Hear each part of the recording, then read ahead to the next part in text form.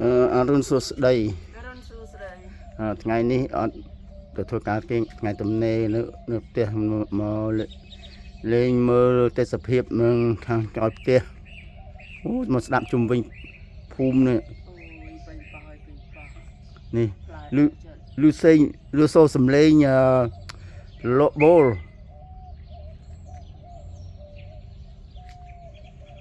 អូកំសត់ណាស់ដែរហ្នឹងចេះ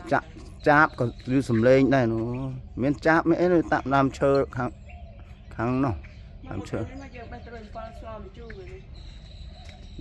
មានត្រួយ7បានខ្លះបានមកស្លទៀតណាអូបានឡើងរហ័សនេះបានយើងមិនស្លអីចានយើងស្លមួយកូនចានបាយមកពេលទៅស្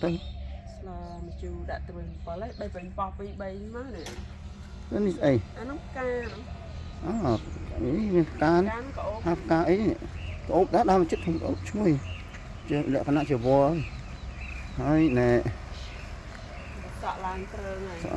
តែនងអត់តាមផ្លែអូសក់ឡើងត្រឹងពេញប៉ោះឃើញមានផ្លែ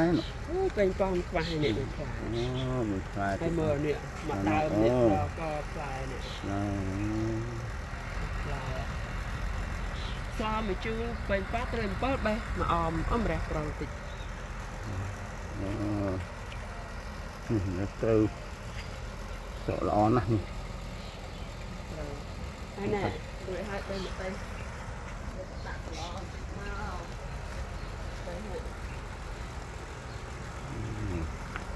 អូតែដល់តែនេះមកពេលមកចប់នឹងគឺថាច្រើនពេកផងសម្រាប់អ្នកមិនចេះដូចខ្ញុំមើលកូនពៅអូនេះអូលាក់ខ្លួននៅនេះតើមានក្តារទៀតមានក្តារជឿប្រហែល